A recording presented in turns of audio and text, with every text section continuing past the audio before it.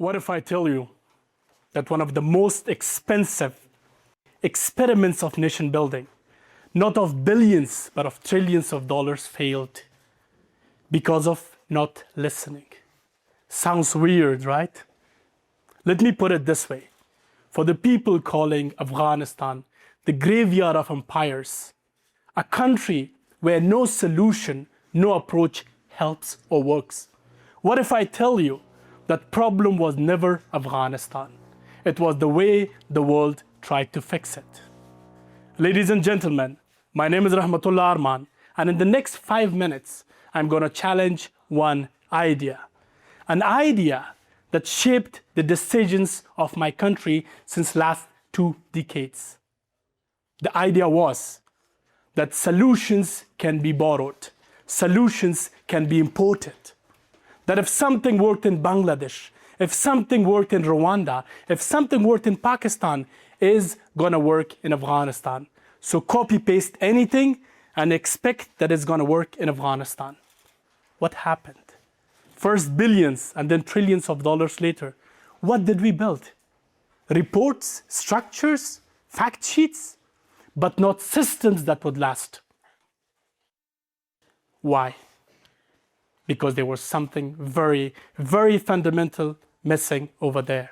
Afghans. Yes, Afghans were missing from it. Not as participants, but as leaders. Not as data points, but as decision makers. You see, there's a difference between trying to help a country and trying to redesign it. Afghanistan is not a case study. Afghanistan is not a ground for case studies. It's a society with over 5,000 years of history. Its own unique culture and its own way of doing things. But when solutions ignore that, it does not just fail, it collapses. As an Afghan, born here, raised here, and leading a local organization called Teach for Afghanistan, I have a first-hand experience to share with all of you. 15 years ago from now, when I came across a model that worked successfully in Europe, in Asia, in Africa, in Middle East, I didn't just brought it, copied and pasted and expected it to work here in Afghanistan. What I did instead was study it. Study my culture, my people. I traveled to 34 provinces of Afghanistan. I met with my people from all different ages, different communities, to learn about the society that I want to implement the project in.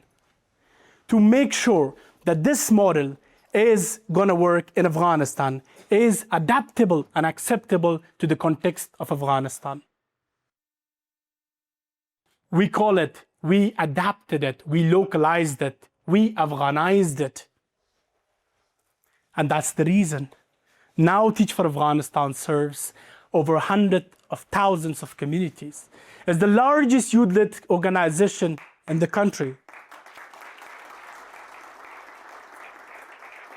It has impacted over 170,000 kids, of which 75% are women. It has graduated over 550 alumni, again of which 75% are women. Ladies and gentlemen, this is the power of localization. The same local organization proving it can do all this. Let me give you all one simple fact. During all these past decades, less than 5% of development projects would go toward the local organizations. Less than 5%. While 95% of them would be led by international actors. Local organizations, we just used to be the supporting hand with international actors. But when the government collapsed, when the crisis hit the country, the same international actors left the country. But these small local organizations, although such less investment were done on them, they remained because they had something that could not be borrowed, that could not be imported by international actors. We had the understanding of the context. We had the understanding of our culture, of our people, of the challenges, what works, what doesn't. We had networks and relationships and connections that were built since generations. You see, localization is not a choice. It's a necessity. If you mean sustainability, if you mean long-term impact, you mean localization. You mean trusting the people of that country that you want to help, trusting their leaders, trusting their decisions. That's the only way. Now, before I conclude my talk, to all the international audience listening to me right now, I have one small question for you. With all the chaos around the world and all the limited resources, how many more decades, how many more lives, and how many more trillions of dollars are you willing to waste until we learn this very simple lesson that localization is the only way toward helping any country, be it Afghanistan or any country. You want to help a country? Listen to their people, respect their decisions, respect their leadership. That's the only way to go. While for my Afghans sitting over here and Afghans listening to me from all around the world, we have learned our lessons. We cannot wait for the world to change their approach or learn their lessons. It's our country. It's our mountains. It's our rivers. It's our people. It's our pain, our suffering, our challenges.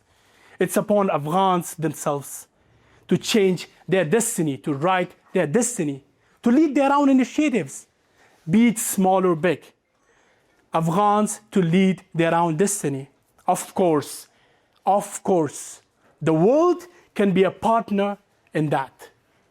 But they cannot be the author of the story. Because, ladies and gentlemen, that role is for Afghans only. Thank you.